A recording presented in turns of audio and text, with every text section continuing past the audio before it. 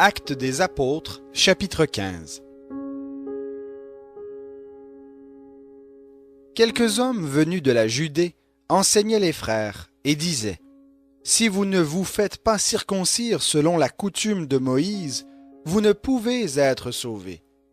Après un vif débat et une violente discussion que Paul et Barnabas eurent avec eux, l'on décida que Paul et Barnabas et quelques autres des leurs monteraient à Jérusalem vers les apôtres et les anciens à propos de cette question.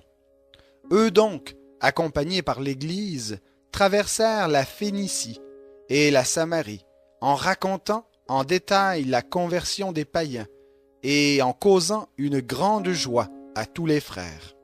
Arrivés à Jérusalem, ils furent reçus par l'Église des apôtres et les anciens et rapportèrent tout ce que Dieu avait fait avec eux.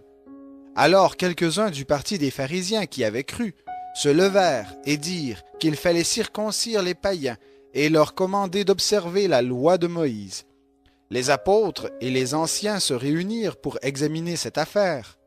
Après une vive discussion, Pierre se leva et leur dit: Frères, vous le savez, dès le tout premier jour, Dieu a fait un choix parmi vous, afin que par ma bouche, les païens entendent la parole de l'Évangile et qu'ils croient.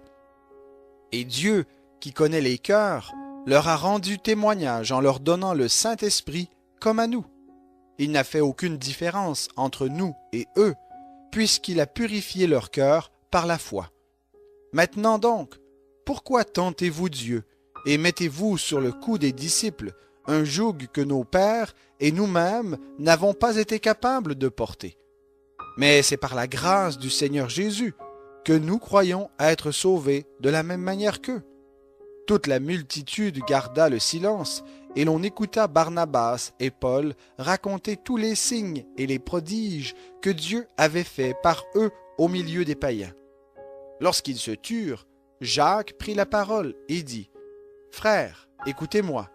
Simon a raconté comment, pour la première fois, Dieu est intervenu pour prendre parmi les nations un peuple consacré à son nom.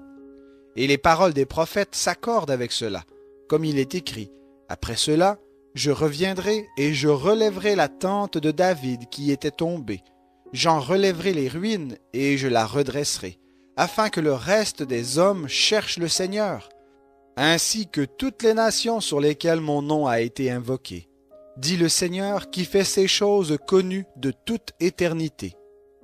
C'est pourquoi je juge bon de ne pas créer de difficultés à ceux des païens qui se convertissent à Dieu, mais de leur écrire qu'ils s'abstiennent des souillures des idoles, de l'inconduite, des animaux étouffés et du sang.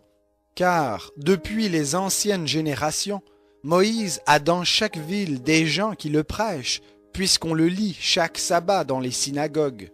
Alors il parut bon aux apôtres et aux anciens, ainsi qu'à l'Église entière, de choisir parmi eux et d'envoyer à Antioche avec Paul et Barnabas Jude, appelé Barsabas, et Silas, hommes estimés parmi les frères. Ils les chargèrent d'une lettre ainsi conçue: Vos frères, les apôtres et les anciens, aux frères d'entre les païens qui sont à Antioche en Syrie et en Cilicie, salut. Nous avons appris que quelques-uns de chez nous, auxquels nous n'avions donné aucun ordre, vous ont troublés par leurs discours et ont inquiété vos âmes. Il nous a paru bon, après nous être mis d'accord, de choisir des hommes et de vous les envoyer avec nos bien-aimés Barnabas et Paul. Eux qui ont exposé leur vie pour le nom du Seigneur Jésus-Christ. Nous avons donc envoyé Jude et Silas, qui vous apporteront de vive voix le même message. Car il a paru bon au Saint-Esprit et à nous de ne vous imposer d'autres charges que ce qui est indispensable, savoir de vous abstenir des viandes sacrifiées aux idoles, du sang, des animaux étouffés et de l'inconduite. Vous ferez bien de vous en garder. Adieu. Eux donc prirent congé et descendirent à Antioche, où ils remirent la lettre à la multitude réunie. Lecture en fut faite, et l'on se réjouit de cet encouragement.